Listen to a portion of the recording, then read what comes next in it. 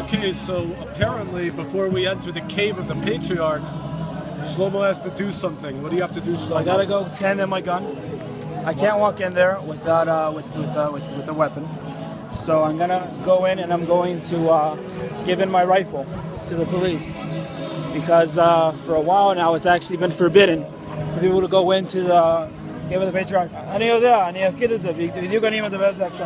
It's forbidden for me to go inside with a rifle. This soldier, by the way, just notified Shlomo that it's forbidden to enter the cave with a gun. Yeah. So I'm gonna go right now, and you'll see how I turn it in.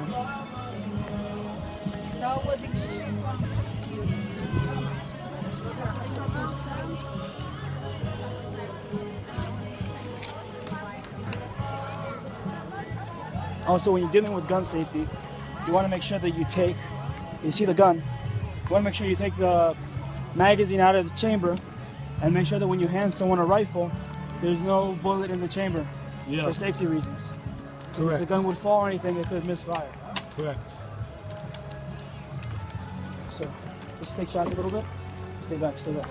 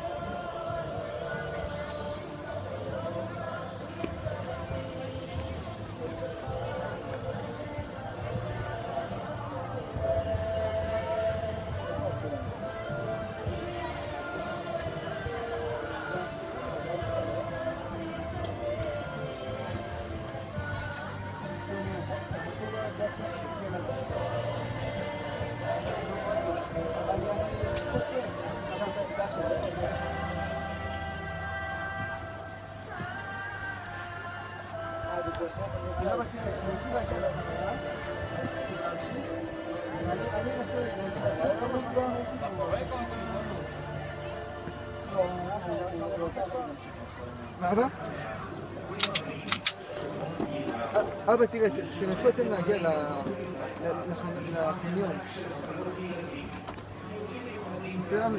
אני אגיע לחניון.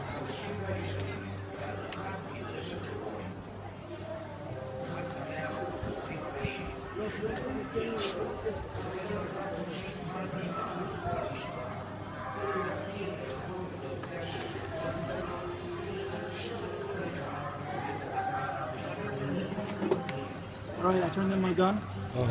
And we're ready to go. This is my card. It shows them where my gun is in the arsenal. And if I lose this, I have to pay a fine of 20 shekels. Ooh. So it's important to hold on to this. Now we go in. So why did you have to do that? Why can't you go in into the cave with the gun? More than 20 years ago, a little more than 20 years ago, there was a man by the name Baruch Marzel. No, not Baruch Marzel, sorry, Baruch Goldstein. And he went into the cave of the patriarchs.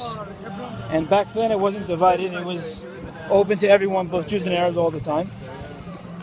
There were some times where Jews could only pray for a certain time and then Arabs could only pray for a certain time. So what basically happened is one day Baruch Goldstein woke up in 1994 and went in with his rifle and shot up a bunch of innocent people. So because of that, it's forbidden for people to go in with guns, even soldiers or people that have licenses like me can't go inside without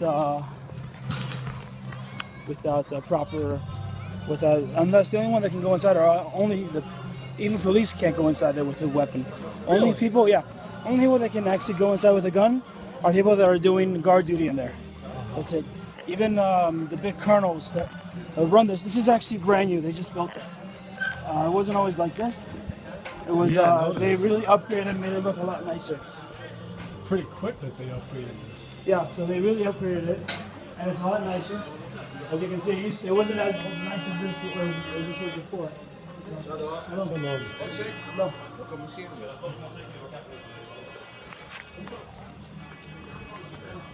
Let someone call my name. A lot of people are called Shlomo, so sometimes I think someone called my name and it's not. And so we're coming up to the Cave of the Patriarchs. And you can see this is actually brand new. They made a brand new tent here so people can actually eat. This is a place where people eat. They have events here. It used to be that they would bring food inside the Cave of the Patriarchs and it would get very dirty. So they put out this tent here so that people could, if they want to come and eat for Shabbat and they want to bring food, not to bring it into the sanctuary. Yeah. Because they want to maintain the honor of the sanctuary. I'm coming up the stairs.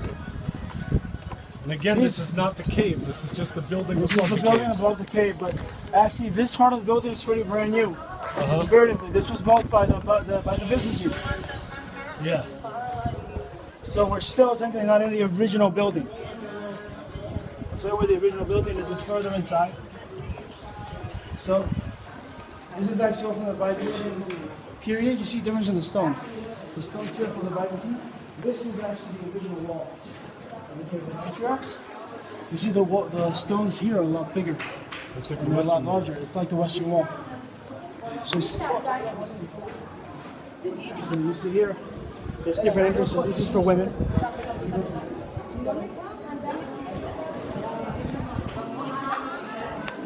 Women. This is for men. Entrances for men. And separate sections for men and women here.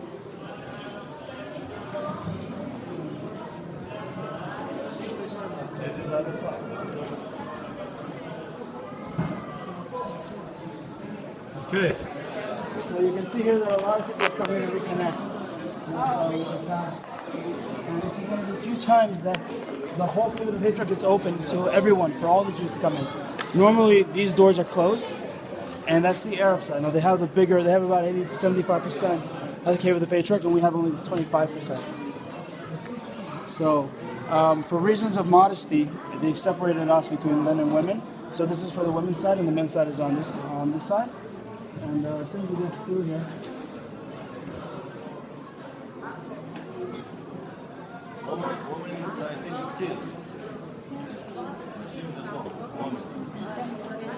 סליחה, נשים זה בצד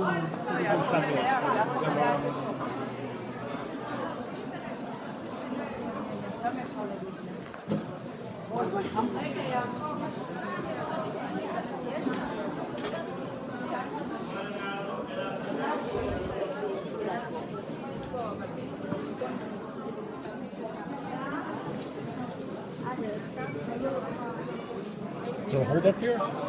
Huh? Is there a hold up? Yeah, there's a little bit of a hold because there's a lot of people coming in and out. And there's only a certain way to get out, and people are going in the wrong direction. Oh, I see. So that's why. This isn't the exit. This is only the entrance. There's only one way to go out. You're going into the wrong way.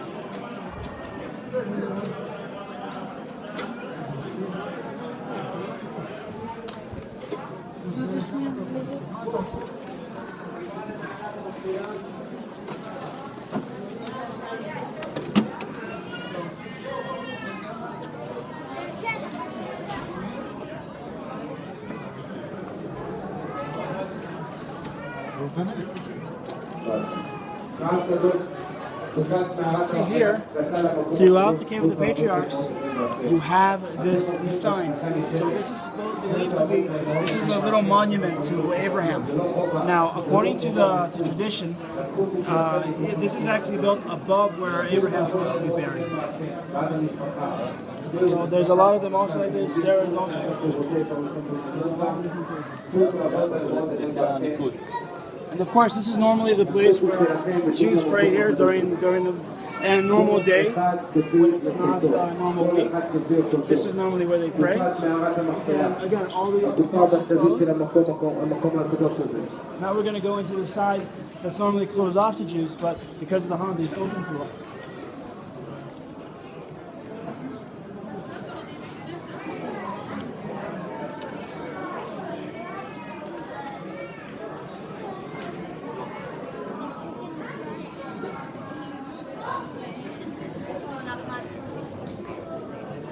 So again, this side right here is normally closed off. They've opened the doors for us here. So It's closed off for who?